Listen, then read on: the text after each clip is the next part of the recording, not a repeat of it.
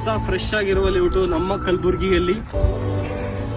ಈ ಲೇಔಟ್ ನಲ್ಲಿ 30-40 ಸೈಟ್ಸ್ ಇದೆ, ಅದಕ್ಕಿಂತ ಜಾಸ್ತಿ ಡೈಮೆನ್ಷನ್ ಸೈಟ್ ಕೂಡ ಇದೆ.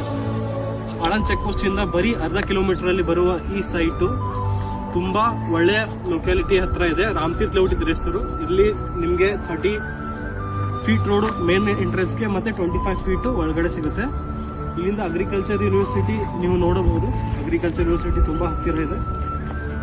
ಮತ್ತೆ ಇದು NA ಅಪ್ರೂವ್ಡ್ ಲೇಔಟ್ ಆಗಿದ್ದರಿಂದ ನಿಮಗೆ ಲೋನ್ ಫೆಸಿಲಿಟೀಸ್ ಕೂಡ ಬರುತ್ತೆ ಜೊತೆಗೆ.